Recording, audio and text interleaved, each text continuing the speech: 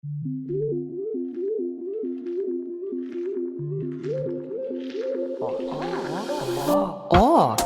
nepadoriai padori tinklalaidė apie seksą, seksualinę kultūrą, sveikatą, psichologiją ir žaidimus. Su lytiškumo pastore, daktare Akvilė Giniota.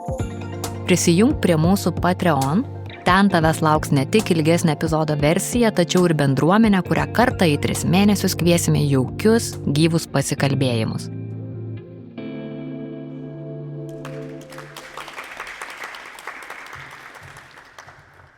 Labas vakaras. Pradėsiu taip, kaip ir sėdėdama studijoje. Mes įprastai rašinėjame Mažvydo bibliotekos įrašų studijoje, kur aš įprastai atidarau tinklalaidę taip. Sveiki, mėly, sveikos, mielos tinklalaidės O klausytojai ir klausytojas. Sveikinuosi aš, Akvilė Giniota, ir šiandien mes kalbėsime apie galimai nešvankybės tautosakai su Martynu Vingriu.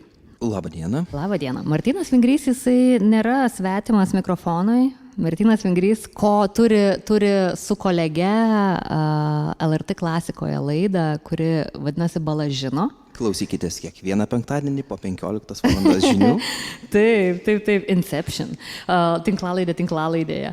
Tuomet Martynas, jis yra doktorantas, jis studijuoja, tuoj atskleis ką, bet prieš tai, kaip ledlaužį, aš noriu atskleisti, ką jau čia man Martynas truputį tokios mokslo teorijos pateikė, kad būna eufemizmai, tai kai kokius šūdus vadinam kakučiais, ar ne, kai smarvę vadinam kvapeliu, ar ne, ir būna disfemizmai.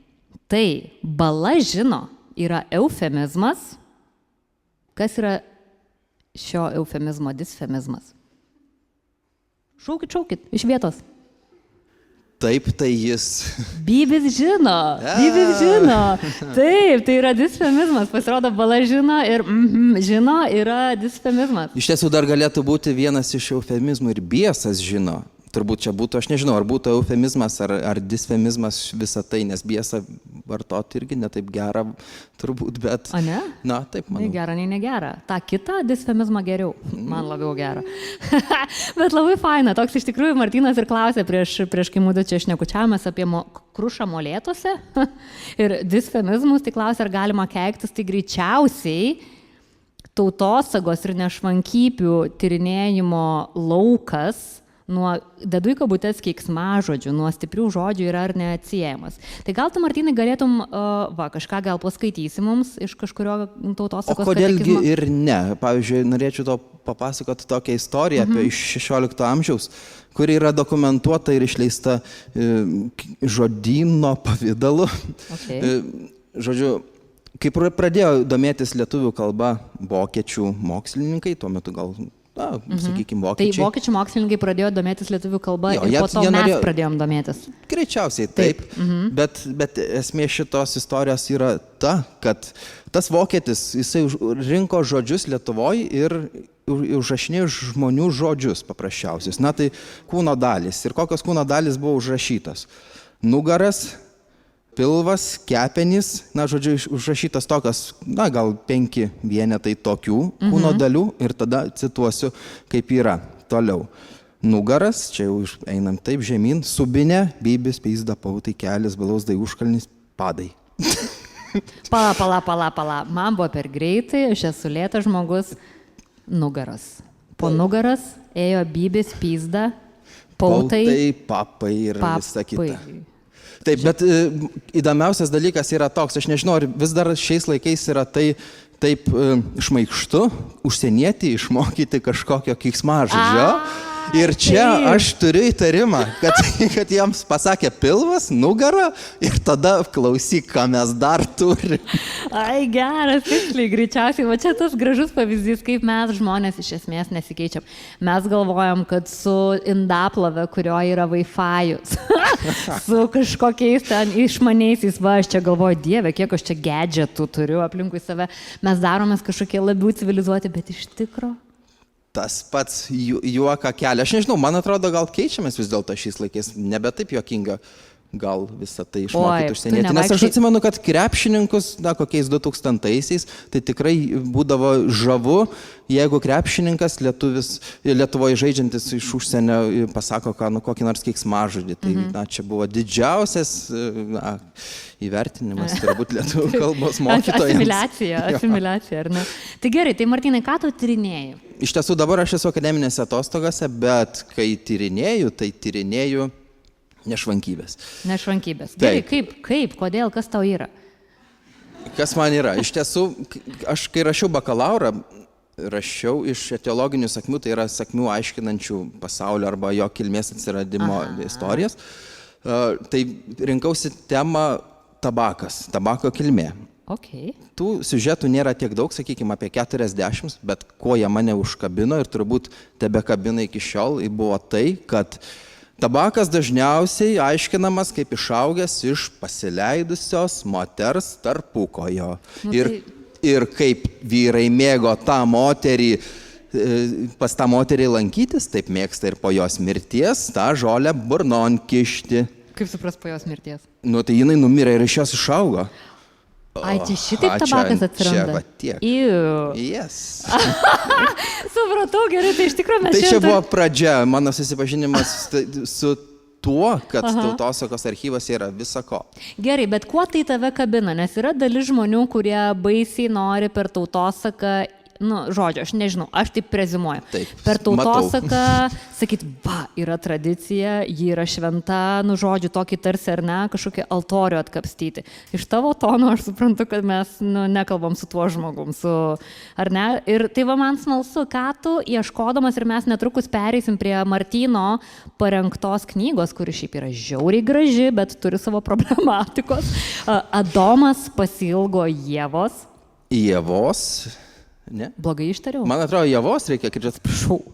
Adomas pasiilgo Ievos, kuris yra, kai mes jau esame apie tai kalbėję, kad, o Dieve, koks seksistiškas pavadinimas, nes toks ar ne, Adomas, Ievos pasiilgo, kur Ievos agentyvumas, ką Ieva negalėjo Adomo pasiilgti, ar ne?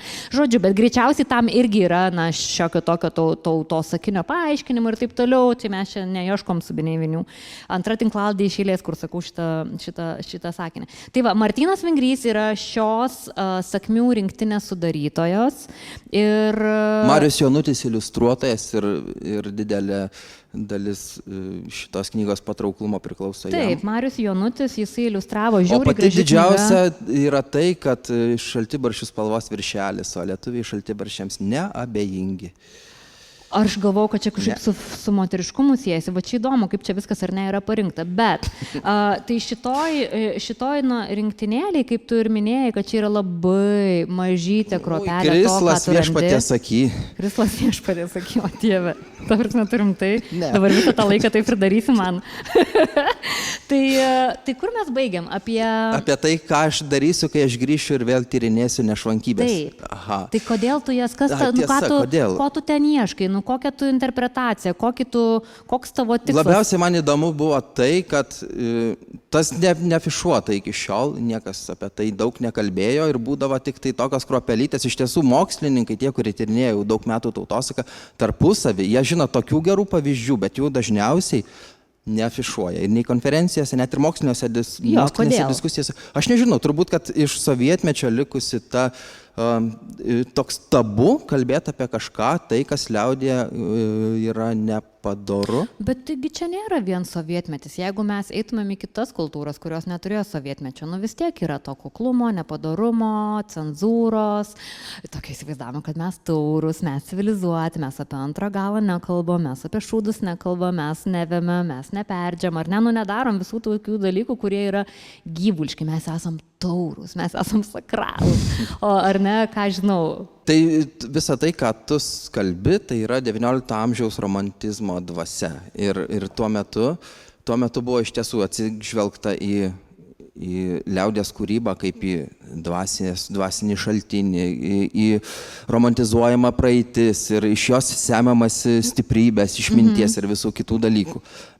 Šitoje knygoje, apie ką mes kalbam, Surinkti pasakojimai yra iš tarpukario Lietuvos. Tai nuo sakykime, anksčiausias Tai čia nebuvo taip, kad tu važiuoji pas senolius ir ten įrašinėjai. Aš važiuoju iki Tautosakos instituto, iki archyvo ir iš ten ieškau visose O kokiu bylose. pagrindu? Ar tai yra kažkaip sugrupuota? Kaip tu atrandi tai?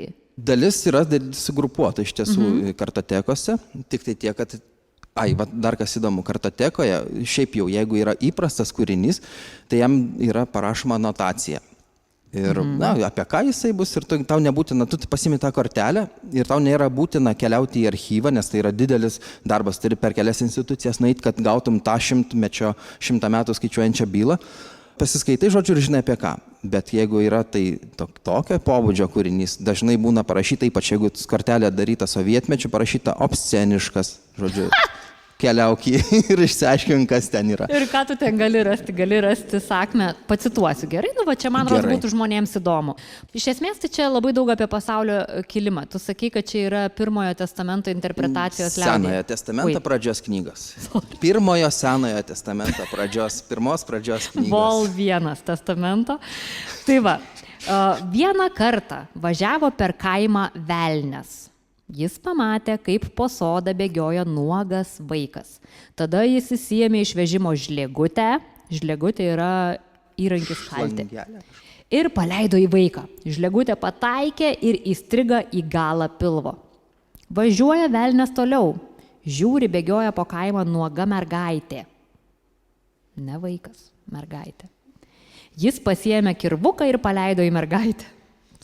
Man biškai primena, ir imkit vaikai pagaliuką ir užmuškit tą mergaitę. Ta mergaitė. Tokie žiaurūs laikai, bet tai yra tikrovė, ne? Buvo mūsų tikrovė. Dar daliai tebėra tikrovė. Kirvukas, kirsdamas vienu kampu, pataikė gal ant pilvo ir trupučiuką prakirto. Taip atsirado vyro ir moters lyties organai. Taškas. Sofistikuota pasaka, bet aš vakar skaitau, tai čia yra 2 puslapis. 2 puslapis ir aš jau dariau taip, jau airolinau, kad pamatė vaiką ir po to galvo, čia rimtai, gal čia man jau feminizmas paranojina, ar ne, ir po to pamatė mergaitę. Tai jo. Iš tiesų, prie tekstų, viską tu puikiausiai supratai, tiesa, gali būti toks dalykas, kad užrašinėtojas, jisai pats ne viskas teisingai suprato. Prie tekstų beveik nelysta, tik tai elementariausias gramatinės klaidos pataisytos, bet visa tai kaip yra rankraštyje, tai sakykime prieš 100 metų, taip ir užrašyta, taip ir atsidūrė šitoje knygoje. Iš tiesų, jeigu būtų noras tą knygą padaryti ypatingai šiuolaikišką, kad jis skambėtų, tai reikėtų daug ką perkratyti. Jeigu paimtum tik tai karkasą to kūrinio, tada aišku būtų galima perrašinėti, kad ne 2 vaikai arba, nes iš tiesų kaip atskirt, kad jis mergaitė, kad jeigu 2 vaikai laksto, jie abudu yra belyčiai iš vieno molio gabalo. Bet tai matai, jinai dar neturėjo lyties organų, bet jau buvo mergaitė. Bet berniukas irgi neturėjo lyties organų. Ir jau buvo berniukas. Taip. Tai ką tai sako? Apskritai kalbant apie šitas sakmes, tai jeigu skaitytumėm daugybę, visi siužetai iš esmės yra tokie, kad vyras yra tobulas Dievo kūrinys, o moteris dėja, bet pasidažys. Taip, žinokit, aš turiu... Tai dabar nuo to čėso, nors moteris už vyrus ir gražesnės, ale užtat jos turi velnio liežuvį ir parpus į skilę. Taip. Tai čia yra susiję irgi su tuo, kad velnės metė į moterį, man atrodo, kirvi šitoje sakmėje vėl kitokia. Žodžiu, tose sakmėse, jeigu kaip vyras atsiranda, tai jisai atsiranda iš pertekliaus, pavyzdžiui. Adomas su Ieva rojuje suvalgo kažkokį vaisių, kartais būna ten vienokį vaisių ar kitokį, ir Dievas už tai užpyksta ir sako, aš išpjausiu jums pilvus. Ir jie pasidaro atlapapilviai, nes jie suvalgė tą vaisių, ir tada pagaili, jie negali gyventi. Dievas sako, imkit jūs štai pinigėlį ir keliaukite į miestą, nusipirksite siūlų. Adomas, kadangi buvo žmogus teisingas, jis už visus pinigus nusipirko adatą ir siūlą, o Ieva, ką pamato, bakalėjos parduotuviai, pamato, kad šalia yra bandelių. Ir tai jinai nusiperka bandelių ir bando nusukti nuo Dievo visą tai ir nusiperka užlikusius siūlų ir adatą. Grįžta pas Dievą ir sako, Adomą pradeda siūti ir Adomas siuva ir lieka galas siūlo pilve. Ir tada imasi Ievos. Ieva siuva ir žiūri, plyšys, nebesusieina. Ir sako, kas čia yra Ieva per dalykas. Dievas sako, na Dieve, taip aš nusipirkau ir bandelių. Tuomet Dievas paima tas bandelės ir sako, kad tu mane norėjai apgauti, tai aš tau jas įdedu čia. Ir dabar kožnas už tai, tau už bausmę jas graibys. Va. Ir iliustracija yra tokia. Krūtys, nežinau, čia. Krūtys. Kepalai apspisti neva vyrų rankų, tokių kaip gyvačiukų ir taip toliau. Ir toks, iš karto yra moters statymas į vietą, kažkoks baudimas už tai, ar ne? Tokie naratyvai, kurių vis dar yra kupina mūsų kasdienybėje. Aš nežinau, gal mažėja, bet kad rankraščiuose tai visiškai yra seksistinė pozicija ir apskritai užrašinėtojai buvo vyrai ir dažnai tautosaka, būtent tokia užrašinėjo iš vyrų. Galbūt, aš keliu kartais tokią prielaidą, kad galbūt dėl to ir atsirado mūsų archyvose būtent tokie nešvankus dalykai, kurie yra per vyro akis perteikiami ir šaipamas iš moterų. Galbūt dėl to, kad užrašinėtojai buvo vyrai ir užrašinėjo iš vyrų. Klasika. O moteris gerai dainavo ir iš moterų daug dainų. Ne, čia taip apibendrintai. Taip, juokauja. Bet galėtų būti tokia mintis, nes vieną sakmę radau, kuri buvo užrašyta iš moters, tiesa, jinai buvo užrašyta sovietmečiu ir ten jau yra, šiaip jau moteris yra velnio kūrinys, o vyras yra Dievo, o tavoji moteris sako, ne, tai vis dėlto yra Dievas sukūrė moterį, o velnias sukūrė vyrą. Ir žinot, dėl ko jinai argumentuoja, man atrodo, tuo, kad vyras turi tokį organą, kuris yra panašus būtent į tą gyvatę, žaltį gundytoją. Bet aš pas tave šitoj rinktiniai mačiau, kad kai Dievas sutvėrė Adomą ir Ievą, Adomas baidėsi Ievę, pasiėmęs ožio barzdą.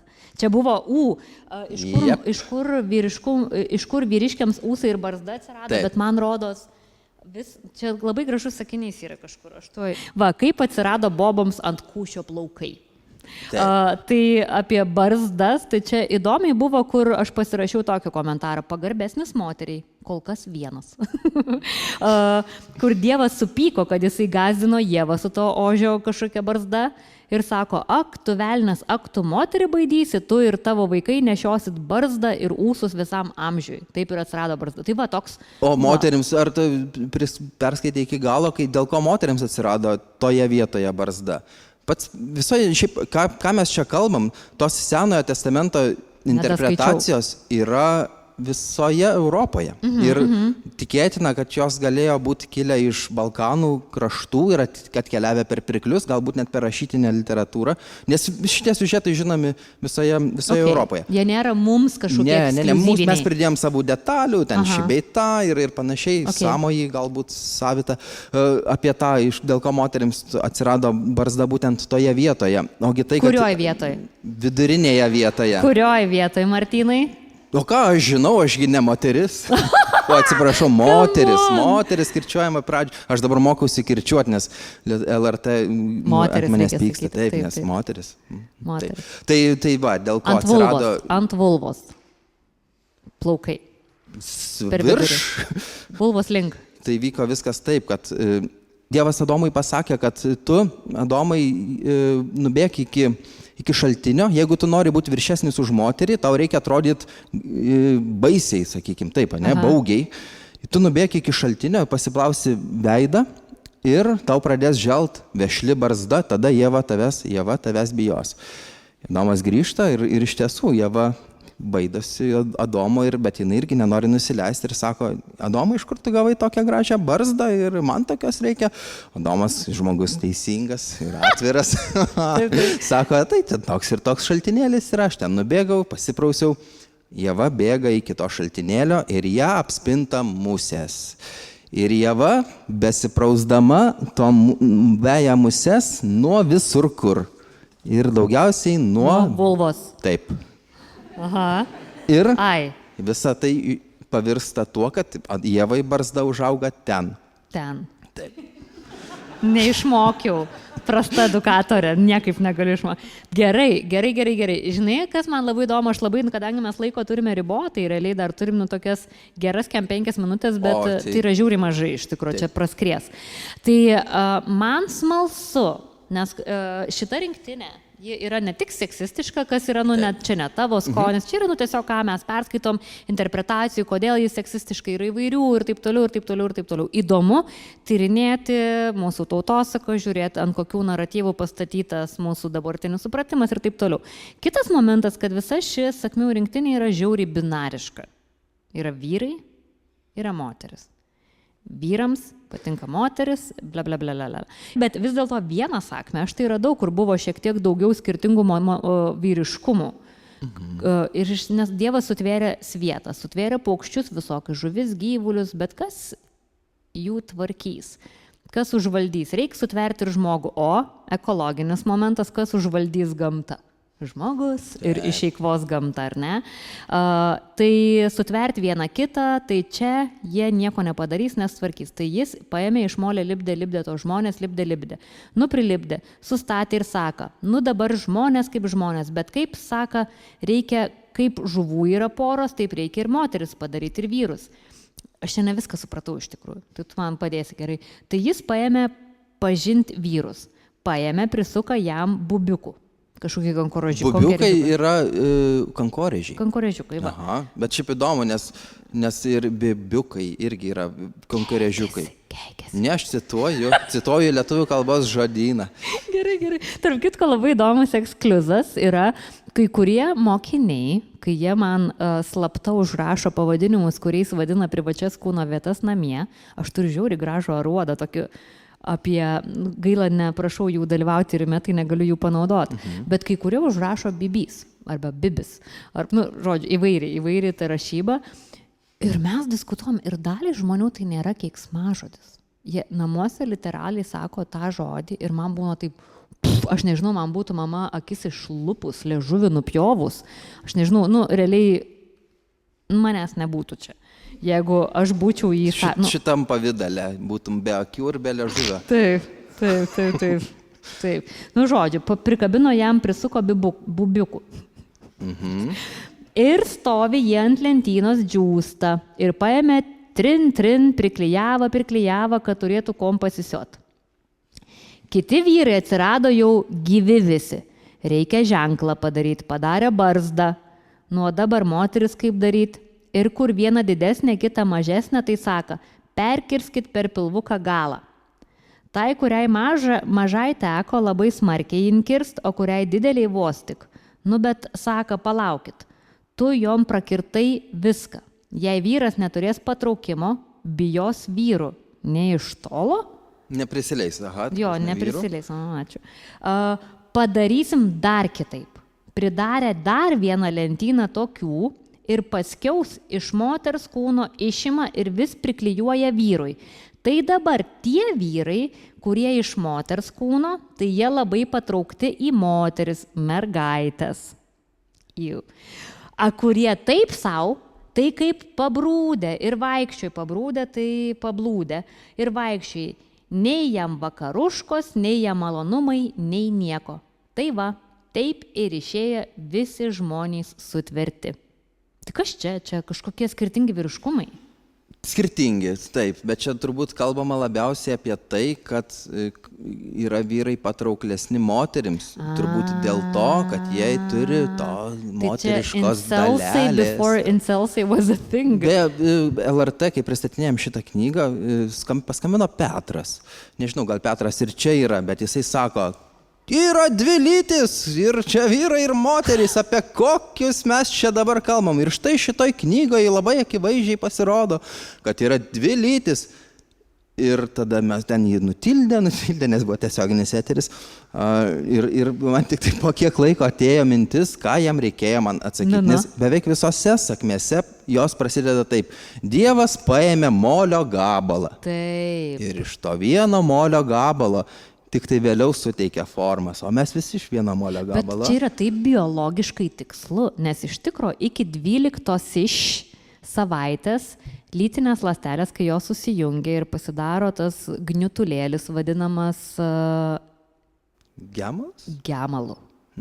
Iki embrioniniai fazė jis neturi lyties arba turi moterišką lytį, nes kai pradeda lytis diferencijuotis apie 10 savaitę, tai arba ji tęsia diferencijavimąsi į moters lytį arba nukrypsta į vyrišką lytį ir 1,4% žmonių lytis yra, biologiškai lytis nėra nei moteriška, nei vyriška ir ji turi abiejų lyčių stipriai išreikštus požymius.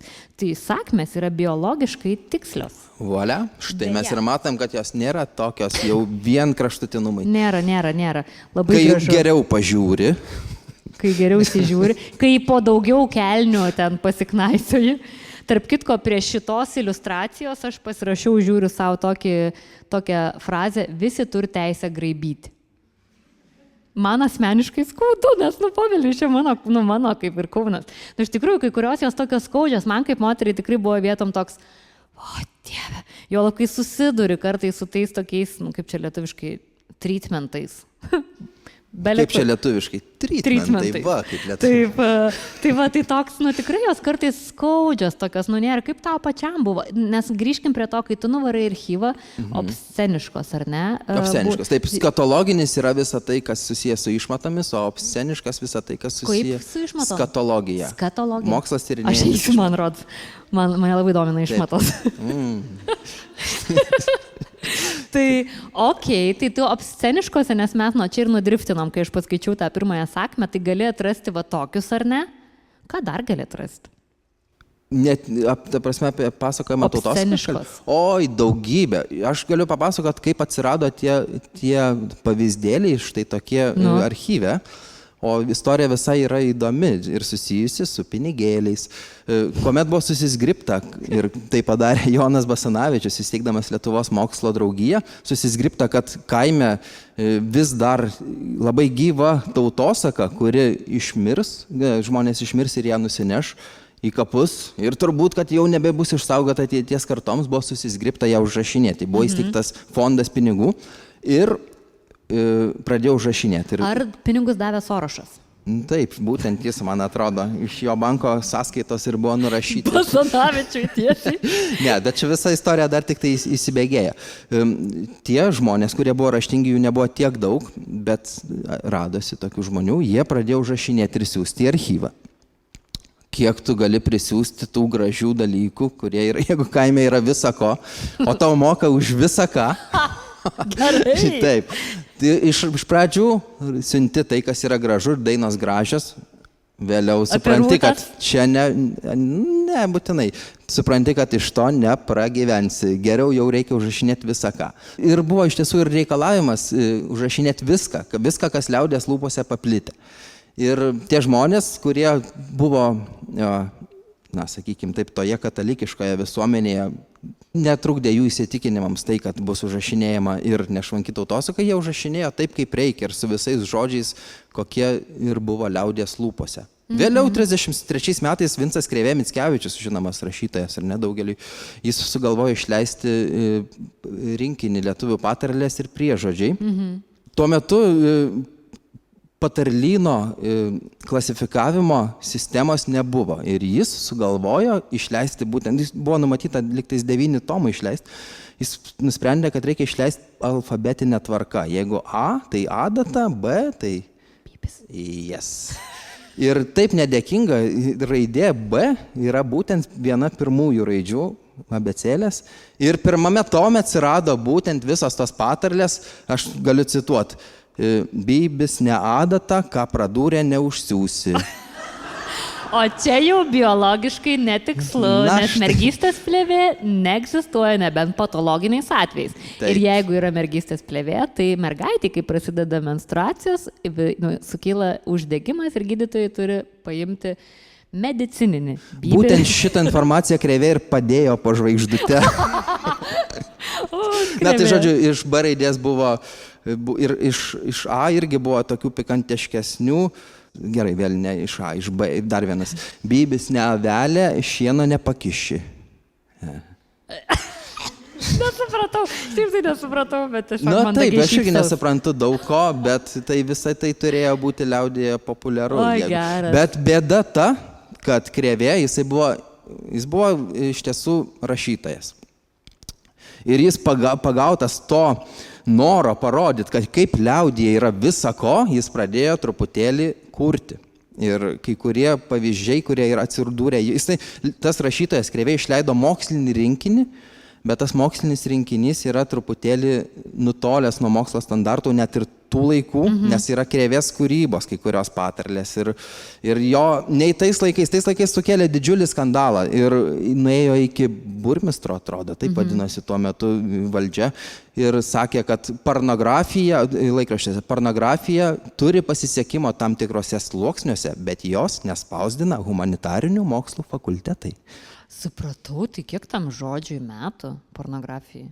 Pornografija. Parnabagybė. Pornografija. Tai senas žodis, matyt. Matyt, galimai. Ir palak, dar kažkokių buvo irgi vulgarybės, irgi naudojimas, obscenika irgi, arba kaip Balys vartoja žodį pikanterijos. Balys tai Jonas Balys, kitas. Pikanterijos? Pikanterijos. Daiva, įtrauki mūsų rinkodarą. Gerai. Kaip mes marketinsim savo tinklalaidę. Mes irgi iš tiesų, netraukit labai, nes Bala žino irgi ant pikanterijų laikosi. Gerai, smagu. Tai gerai, tai tu ten gali rasti įvairiausių įvairenybių. Tai kodėl, vis dar klausimas, kodėl tu tai tyrinėjai? Kodėl aš tai tyrinėjau, nes man įdomu. Gerai, o kodėl mes tau mokam stipendiją? Tai nesorošas? Mes kaip valdžia. Kodėl tai yra naudinga Lietuvai? Kas čia, pavyzdžiui, iš viso, kaip man vaikams paaiškinti? Nes aš vakar prieš miegą atsigulu savo lovoje, apsirengiu pižamą, irgi tarp kitko šią spalvą. Ir sūnus savo sėdiniuoja ir sako, mama, ar tai penis? Sakau, taip, sūnau.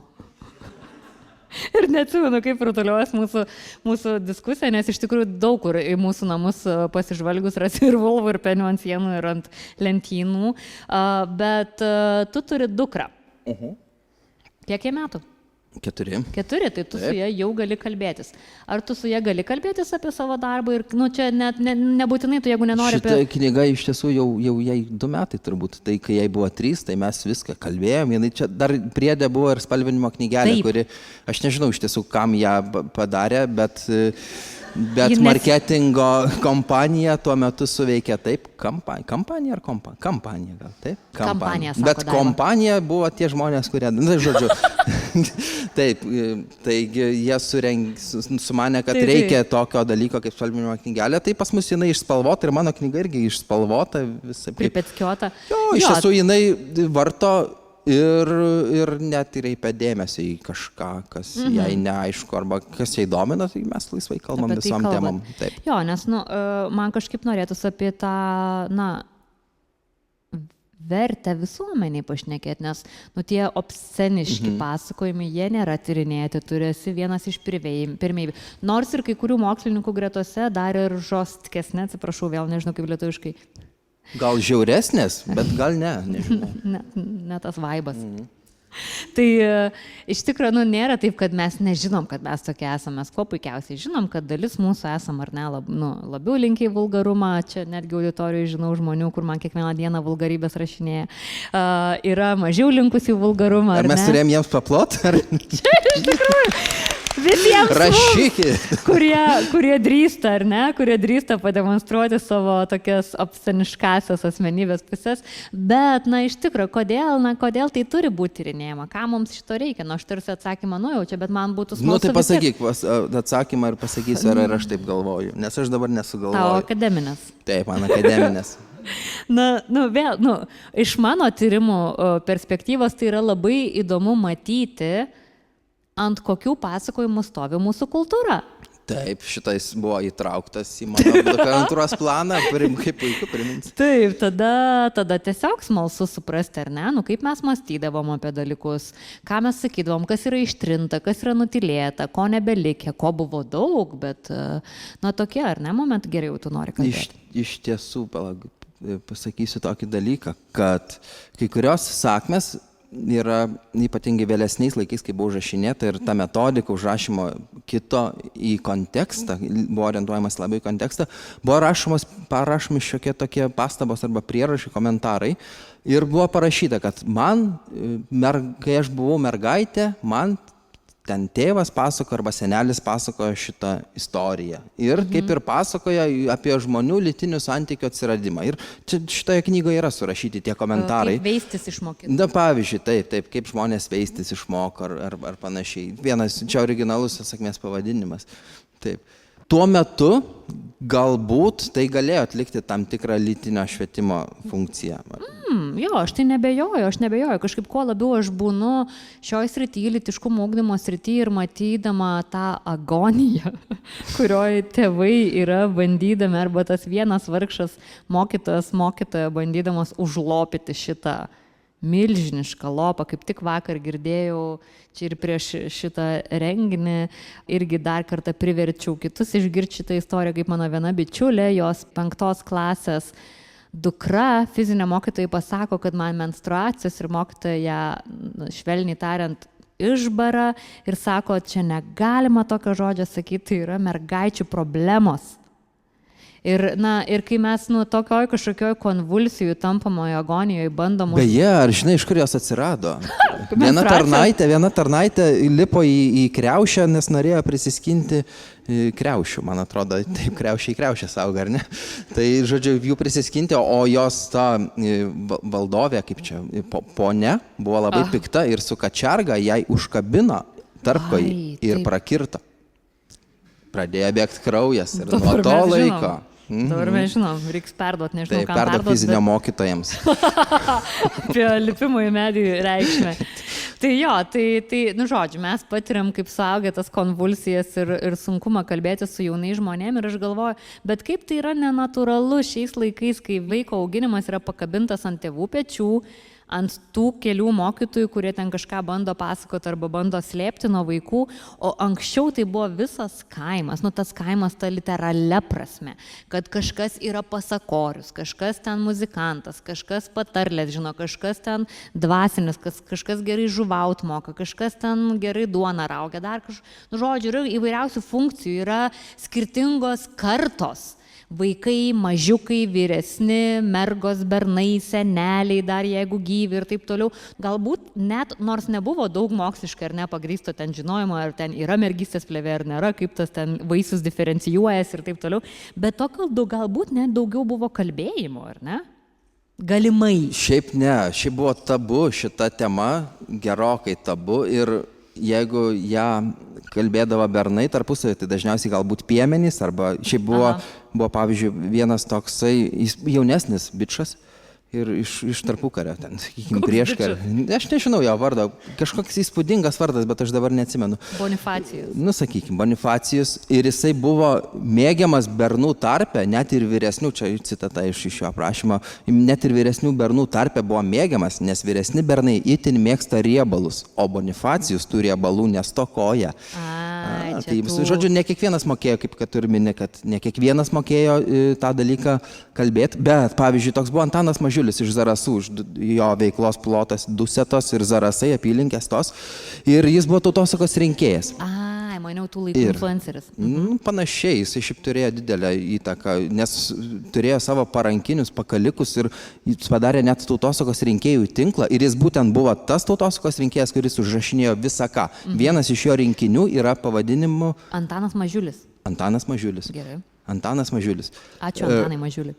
Taip, tai vienas iš jo rinkinių yra Šnibždų tautosaka. Šnibždų tautosaka, tai tas pats, kas pornografinė tautosaka, galima sakyti. Bet labai gerai, bet jo metodai rinkti tą medžiagą buvo tokie šiais laikais, sakytum, tokie smarkus. Na, pavyzdžiui, ir jisai rašo, merginos taipogi kartais susirenka pasekti šnibždų tautosakos. Tik žinoma, ne visos, o tik tai dalis tą moka. Kaip jisai tą nuklauso? Pasirodo, jisai pritiko prie merginų pirties, prie sienos, prideda ausį ir klauso, ką jos ten kalba. Ja, tai šiais laikais tai būtų tas BDR, ne? Arba tiesiog etikos komitetas nepatvirtintų šito tyrimo. Arba tiesiog būtų priekabiavimas, gal ar ne? Tiesiog nežinau. Bet žinai, kas įdomiausia buvo tai, kad jis užrašė, ką nuklausė ir tada išvažiavo. Ir tos merginos paskaito, kas jo rankraščiuose ir sako, čia yra belekas, reikia imtis cenzūros ir išplėšo tos puslapius arba bent jau užbrauko visą, kas joms nepatinka ir tokiu būdu atlieka tokią cenzūrą savaip. Nu va, bet tai čia ir yra tas klausimas, nu vėlgi, ir į šiuos laikus žiūrint, ir į anuos laikus žiūrint, kiek yra to viešo, kad mes nekalbam šiom temom, mes esam ten taurus, ten visokie ujujų žmonės ir išsilavinę, ir dievobaimingi, ir garbingi, ir orus, ir kiek yra to susirenka saunai, kur nieks negirdi ir ten po kažkokiu medžiu gali ramiai pasišnekėti ir pasidalinti šnibždėmis. Šnibždų tautosaka. Šiaip geras žodis, ką? Žiauriai geras. Darom tinklalaidę būdu. Šnibždų tautosaka ir šnibždamės kaip šnibždūnai. Jo, žiūri gerai, šnibždografija. Šnibždografija. Tai dar Antanas Mažiulis kelia tokį klausimą, jis buvo, kadangi, sakiau, buvo Zarasuose ir jis domisi, kai siunčia į Vilnių tą savo surinktą medžiagą ir rašo, tautosakos komisija man sakė, kad tinka visų rūšių tautosaka, ar aš nebūsiu baudžiamas, jeigu bus ir pornografinės tautosakos. Čia yra jo laiškas siunčiamas į komisiją. Pasirodo, kad Antanas Smetona įsteigia saugumo departamentą ir vienas iš jo užduočių yra tikrinti įtartinų žmonių korespondenciją. Žodžiu, jie atidaro ir peržvelgia, ar visa, kas yra gerai. Aš nerandu, ar buvo pagautų tokių nusikaltusių, ar kažkas jiems grėsė, bet jie turėjo įtarimą, kad jeigu patikrins valdžia, gero nelauk. Žodžiu, kad ir institucinių lygmenių tai nebuvo kaip ir toleruojama. Labai skiriasi, nes tautosakos komisija, jie pagal seka vakarų tendencijas ir jų pagal vakarų mokyklas visa, kas yra liaudies lūpose, yra vertinga. O sluoksnis katalikiškasis ypatingai smerkia. Ir būtent tie, kurie smerkia Vincą Krėvę, tai 33 metais, tai būtent buvo irgi dvasininkija ypatingai. Nors buvo, kurie ir stojo ir jo pusėn. Gerai, tai kodėl tu tyri? Kodėl aš tyriu? Todėl, kad man įdomu, juk aš tau sakau, man įdomu ir tai iki šiol to dalyko niekas netyrinėja. Jo, bet kodėl mums tai naudinga? Prašau, pasakyk, kad tai yra kodėl naudinga, mums tai naudinga? Seksualumas yra svarbu. Negaliu to pasakyti, nes argi čia seksualumas, čia yra baisu, koksai seksualumas, čia yra visiškai seksistinė mūsų tautos pagrindas. Ir man atrodo, kad tai yra, šitie bajeriai yra visi nejuokingi šiais laikais, man atrodo. Juokinga iš to tokio awkward žodžio, ne? Nuo to, kad taip žiauriai gėda, ne? Bet mes iš to esam ant to susiformavę, aš manau. Bet yra ir kitokios rūšies tautosakos, kur, kaip ir sakiau, tie, kurie mokėjo mikliai liežuvį ir turėjo daug riebalų, tai yra vos ne ištisi pornografiniai pasakojimai apie neraštingai visuomenės daliai ir apie labai jau atvirą interpretaciją. Tai miklus liežuvis gal čia toks dviprasmiškas žodis. Dviprasmiškas. Ir riebalai, o riebalai dviprasmiškas ar ne? Nes riebalai tai minima ir tautosakos šaltinėse. Veiktų kaip lubrikantas? Gal. Ar žinai, kas tautosakai sakoma bedugnė?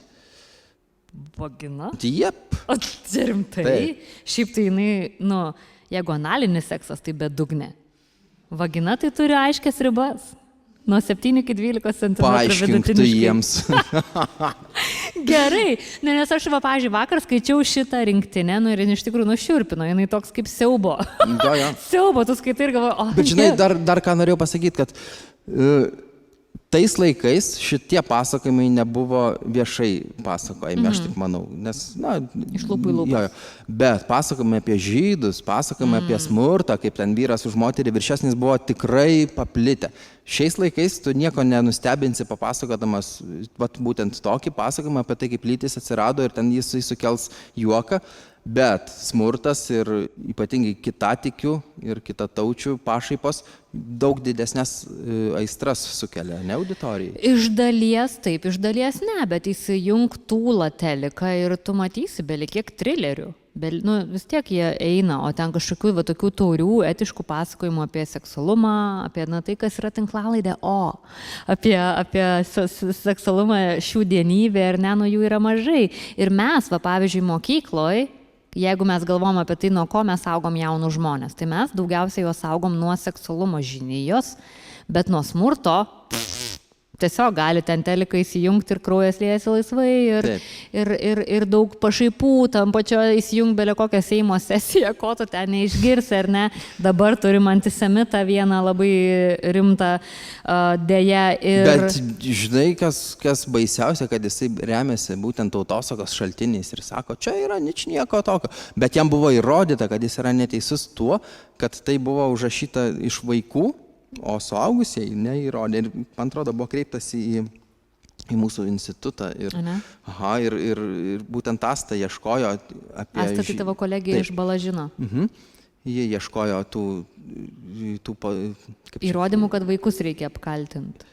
Kad ne iš suaugusių užrašyta, kad jisai naudoja, remiasi kaip ir tautosaka visuotinė, bet tai tik tai mažai daliai vaikų buvo žinomas šitas. Tai žodžiu, toks buvo argumentas ir jis buvo ganėtinai svarus. Tai man tas klausimas yra, tai gerai, tu atvėrinėjai tą tautosakos dalį, kuri nėra patogi, nėra politiškai korektiška, kuri šiek tiek besisiejant ir su kažkokia nacistinė Lietuvos ar ne žydšaudžių istorija, kur mes norėtumėm, kad jos nebūtų ar ne iš dalies, nes nėra malonu ją integruoti, sugromuliuoti, sukramtyti, interpretuoti. Ir pavyzdžiui, aš galvoju, aš varau pas paauglius į vienkartinį užsiėmimą, kur mes neturim ar ne ilgo ciklo ir aš tikrai žiauriai norėčiau kažką jiems paskaityti ir aš galvoju, wow, bet jeigu tai yra emociškai nesaugi klasė, sudėtinga.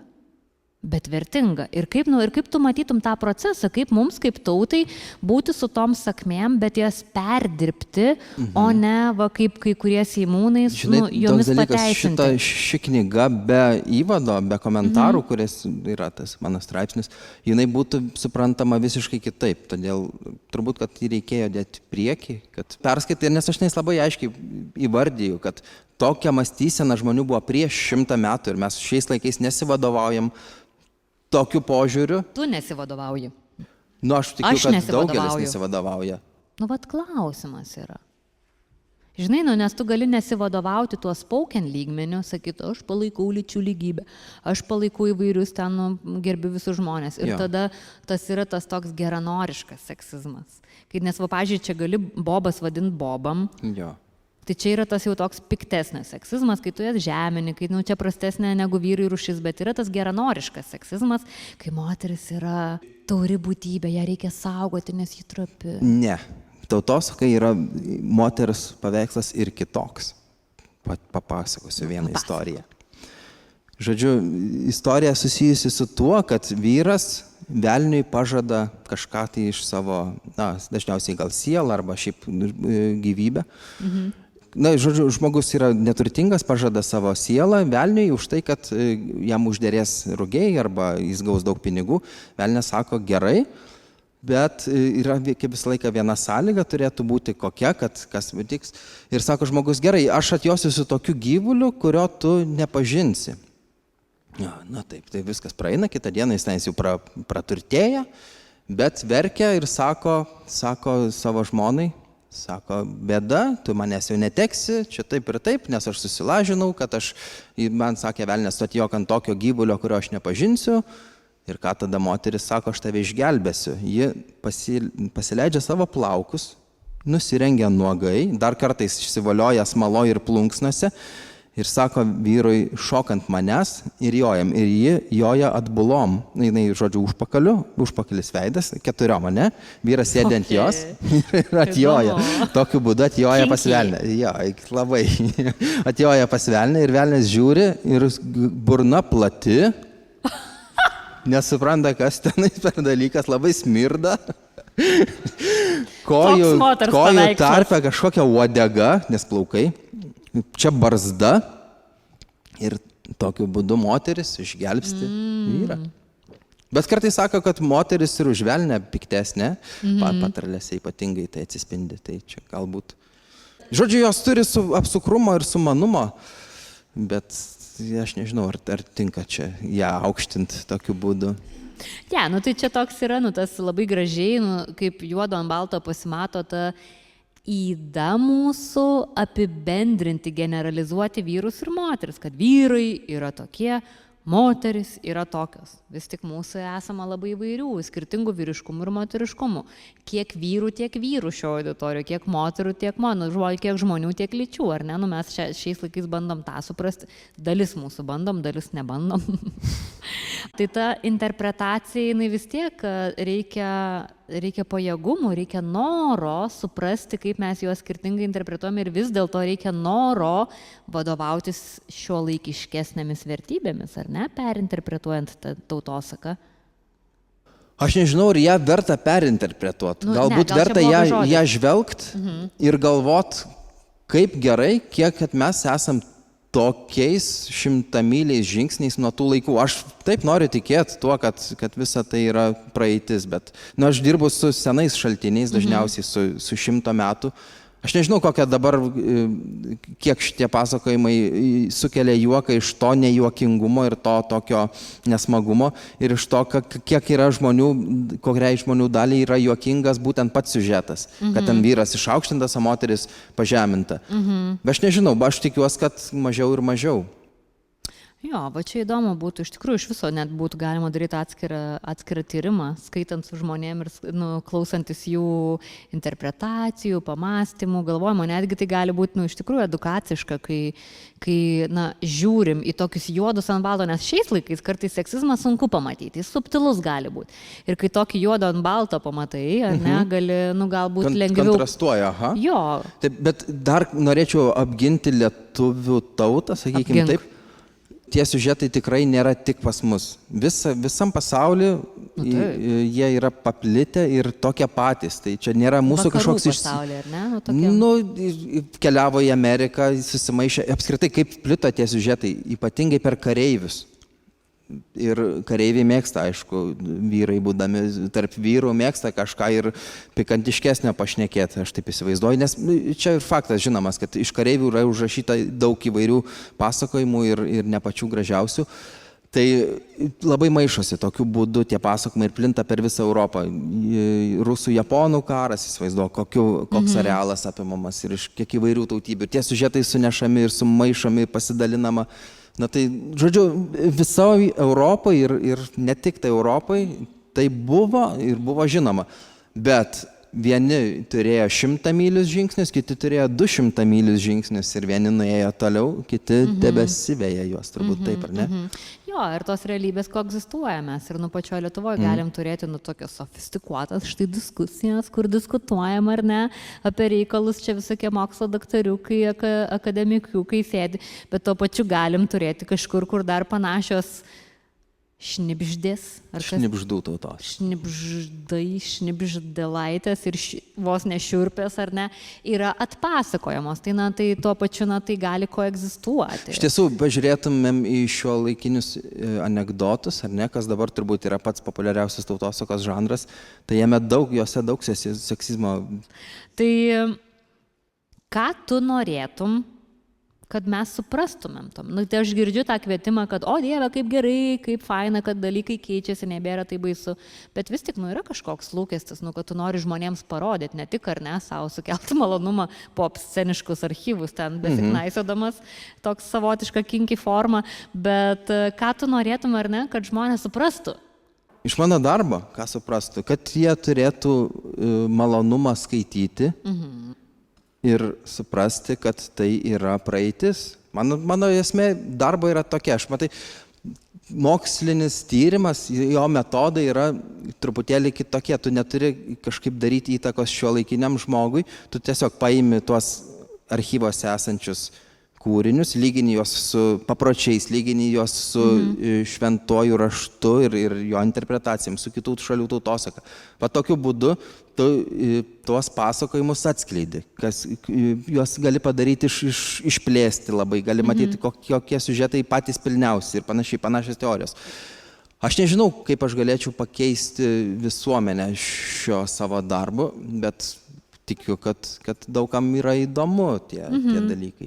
Aš tai pastebiu, kad pavyzdžiui savo darbe, kad kai kurie žmonės, kurie yra labiau konservatyvūs, labiau tradiciški, kurie nenoriai imasi tų seksualumo diskursų, kurie yra populiarūs dabar, kad kai jiems aš paminiu tavo darbą, papasakoju, kad yra tokia rinktinė, tai dažnai būna tie žmonės lietuvių kalbos mokytojai, kurie ten labiau norisi per kažkokius tradicinius diskursus įeiti į kultūros refleksiją, tai jiems yra fainiau šitaip. Tai yra vienas iš būdų, kaip mes galim reflektuoti ar ne seksualumą, nes man tai aktualu, kaip mes galim kalbėti apie seksualumą ir tada jie kažkaip nuo jo atsispiria, nes tai labiau pažįstama, su tuo mes kažkaip esam labiau apsijaukinę su tuo buvimu, negu ta tokia labiau kartais kai kuriems atrodantis sintetinis kalbėjimas, ateinantis iš vakarų, kuris toks nėra lietuviškas, nes staiga mes būdavom ir bum, per kelių metų bėgį mes pradėjom eiti tas LGBT, seksualumo, ten vulvos kažkokios atsirado temas, ar ne, turim inkorporuoti tą žodyną, ten kalbėti apie orgazmą, masturbaciją, klitorius ir kaip toli yra. Ar ne? Tai aš galvoju, kad gal tai galėtų būti puikus vienas iš būdų, kaip mes galime įeiti į šią temą ir pamatyti skirtingas jo pusės. Bet pirmiausiai reikia įvesti į kontekstą. Negali pateikti to pasakojimo tiesiog kaip išbaigto kūrinio, vis tiek turi supažindinti su tuo, kad tai nėra juokinga iš to, kad tai skamba juokingai, tiesiog tai yra senovės žmonių pažiūros, kurios gali atrodyti šmaikščiai, bet atsiminkime, kad jos kai ką gali ir įžeisti. Jo. Ir čia tavo, man rodos, trečiasis šios rinktinės knygos skyrius yra apie tai, kaip žmonės išmoko veistis. Tai man įdomu tai, kad tas mylėjimusi funkcija kaip ir yra veisimasis, tai yra reprodukcija, ar ne? Bet tai vėlgi su testamentu, kelintu ten pirmuoju. Pirmuoju.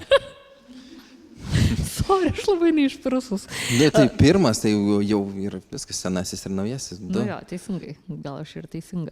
Tai tai apie tą veisimą, apie tą reprodukcijos funkciją, bet man gal tu galėtum mums truputį irgi, nes tie naratyvai, tie pasakojimiukai, jie atsikartojantis, jie viens kitą tokios variacijos skirtingųjų, tai aš vienas pirmųjų, kuris buvo, tai ten buvo akivaizdu, kad velnias išmokino žmonės veistis. Čia labai įdomu. Galiu papasakoti jau? Taip. Tai aš papasakosiu istoriją, kaip velnias, ir čia susisieja su mano bakalauro, mūsų pradžia pasakojimo, nes kalbėsim apie tabaką ir apie veisimąsi. Žodžiu, buvo tokia istorija. Dievas sukūrė Adomą su Ieva ir Adomas su Ieva vienas kitą labai mylėjo, bet dvasiškai, sakytumėm taip, o ne kūniškai. Ir Dievas sako, čia kažkaip bus negerai, nes jeigu jie nemylės vienas kito kūniškai, tai nebus ir vaikučių. Dievas sako, ir ką Dievas daro? Jisai atsiunčia į rojų, turbūt dar į rojų, atsiunčia audrą. Čia audra, tai čia pseudonimas? Ne, moterį tokia vardu. Ne, audra škvalą. Audra su škvalu. Ir Adomas, kadangi Ieva labai myli, sako, Ieva, tu gulkis, aš ant tavęs ir kad tavęs nesulytų, aš uždengsiu tave. Ir nieko gero nesigauna. Ir Dievas sėdi medį ir žiūri, nesigavo šitas jo išmislas. Ir jis tada pasima pypkę. Skaičiau šitą. Pradeda rūkyti ir kratyti karštas žarijas ant Adomo nugaros. O Adomas iš to karščio pradeda muistytis. Ir toliau citata, kol Dievas visą pypkę iškratė, Adomas buvo po baliuku. Po kuo? Baliuku. Žodžiu, po gero reikalo. Orgazmo turbūt taip. Turbūt taip būtų galima. Baliuku? Po baliuku. Tai paskui skaityk, taip ir rašo. Atsiprašau. Po baliuku. Tai, žodžiu, taip, tai va tai tokiu būdu, o po to nebereikėjo ir pypkės ir žmonės. Ai, taip, jau atrado tą. Jo, po to atrado, kad... Jo, šitą, man rodos, aš šitai pasikonspektavau, pats Dievas paskatino. Taip. Pats Dievas paskatino. Jo, tai... O dar dažniau būna, kad atskrenda velnio bitė. Taip. Ir irgi taip pat Adomas labai myli Ievą ir ją bando uždengti, o atskrenda bitė ir gelia šikynėn. Ir tada Adomas pasispiria priekin. Arba dar įdomiau būna tokių istorijų, kuomet Adomas su Ieva, jie yra vaizduojami kaip milžinai. Ir Adomas turi milžiniško dydžio falą. Ieva išskalbia drabužius ir sako, aš neturiu, kuriuos padžiaut. Adomas sako, žiūrėk, jis paštyvino savo birką. Pagalando? Nu, sakykim, pagalando, paštyvino, turbūt. Nu ir žodžiu, o Ieva sako, žiūrėk, pas mane yra plyšiukas, tai tu dėk jį ten ir galėsim susidžiauti skalbinius. Jis susidžiauna skalbinius, beje, yra ir iliustracija viena. Ir tada atlekia bitė ir įgelia Adomui ruron. Adomas pasispiria priekin ir supranta, kad nuo šiol jis gyvens kitaip. Taip. Nu, kažin kaip Ievai ten. Ievai irgi, nekalba. Ievai šiaip nelabai kaip, nes jau Senam testamente rašo, kad tu gimdysi skausmuose ir gyvatė tu šliaužiasi ant žemės, o tu Ieva gimdysi skausmuose. Baisu. Tai seksas daugiausiai yra vaizduojamas per tą reprodukciją ir kaip su to malonumu yra. Nes vis tik mes šiais laikais ką jau labai sudėtinga yra įtvirtinti, tai atverti mylėjimos reikšmės kaip bendražmogiškos patirties, kaip ne vien reprodukcinio kažkokio veiksmo, ar ne, bet kad tai ir kad ne vien vulgarus kažkoks veiksmas, ne vien kažkoks antro galo dalykiukas ir ten instinktų patenkinimas, bet kad tai yra ryšio priemonė, ar ne, kaip žmonės maldo konfliktus, kaip žmonės atstato ryšį, kaip žmonės demonstruoja prisirišimą, meilę, rūpestį vienas kitu, viena kita ir taip toliau, ar ne? Tai kiek, nes šešioje rinktiniai labai mažai yra.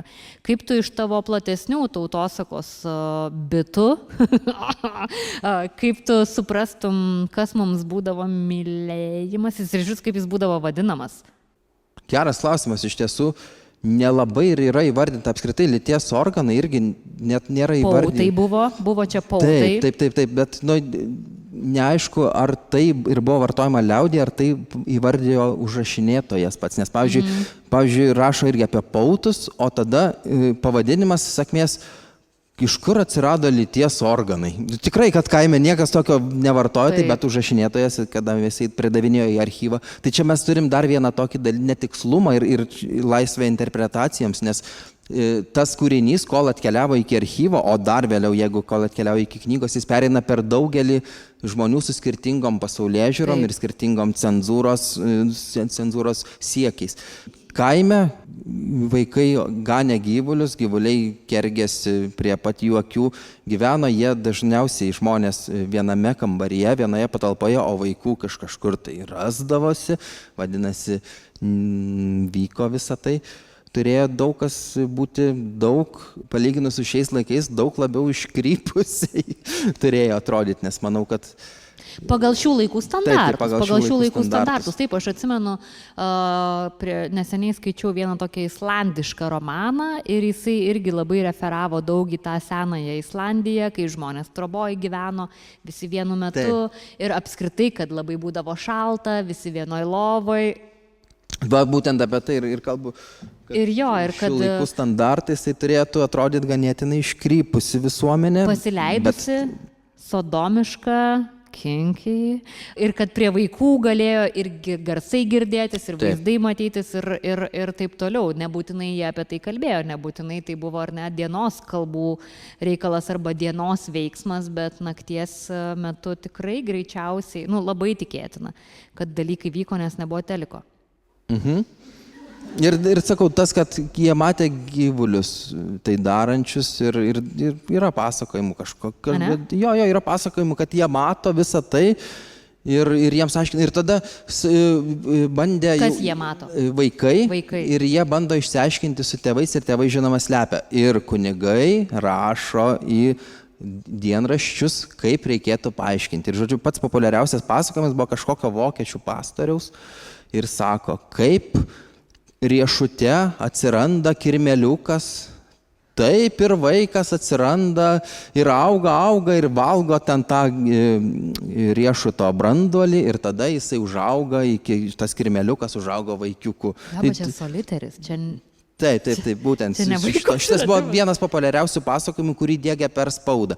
O šiaip jau liaudėje, iš kur aiškina, iš kur vaikai atsiranda, nes tas klausimas, tai arba perka, arba randa šaltinyje kažkur tai išgrebia, arba ne kopūstų vaikai kopūstas, arba gandras atneša. Tai čia šitas patys populiariausias. O tai malonu, nes jau mes visai priartėjom prie mūsų pokalbio pabaigos. Deja, nes man žiauri gera, tai apie tą gėrį, apie sekso gėrį. Ar apie tai rašoma, nes va čia tavo sakmėse atrenktose yra šiek tiek, kad ir ten pajuto dalykiukų ir jau ten gyveno nuo šiol kitaip.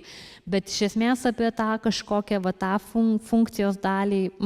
Ne, apie malonumą tai apskritai ne. Tiesiog galbūt net niekas ir neprašė aprašinėti tokių dalykų, to jau buvo per daug. Jeigu jau sako, rašykit viską, kas liaudės lūpose paplitę, tai yra, ta prasme, tautosakos kūriniai, bet nepasakojimai, kaip ten kas vyksta. Šitų dalykų nieks nefiksavo, atrodo. Apskritai tema buvo tabu, nors čia paradoksas, ar ne? Visi girdi, visi mato, visi nujaučia, visi išbando ganėtinai anksti, bet apie tai niekas nekalba ir slepia, tarsi tai būtų ne šio pasaulio žmonėms sutverta. Jo, bet ir šiais laikais pornografija yra viena didžiausių kinematografinių industrijų, kur kas daugiau vartojimo negu Hollywoodas ir panašiai. Vis dėlto mes apsimetam, jog tai yra keiksmažodis ir bandom vieni kitus nuo to saugoti. Tai tų paralelių su tautosaka esama ir dabarty. Dėkui dievams, kad dalis tų pasakojimų atrodo tikrai atgyvenę net ir pačių labiausiai tradiciškų žmonių galvose. Ką labai tikiuosi, kad mes darysim, tai daugiau skaitysim šių sakmių, aptarinėsim vieni su kitais, džiaugsimės dabartim, kurią turim, nes kartais mes taip norim pokyčio, kad pamirštam tai, kokį didelį pokytį mes jau turim. Tai ačiū Martynai, kad kalbėjomės, buvo žiauriai malonu ir smagu. Pagaliau tai įvyko. Ir ar nori dar paskutinio žodžio? Ačiū, buvo ir man malonu. Man atrodo, iššnekėjom pakankamai daug ir jau daugiau būtų pilstymas iš tuščio į kiaurą. Gerai, ačiū, valio. Ačiū.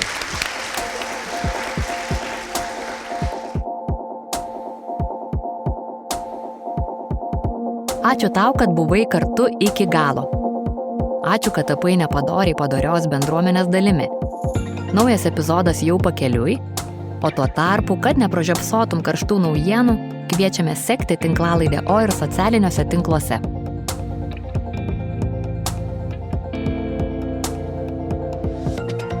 Balsas Akvilė Kiniota, garsas Katažina Bitov, vaizdas Eglė Simonavičiūtė, reikaliukai Daiva Gylytė.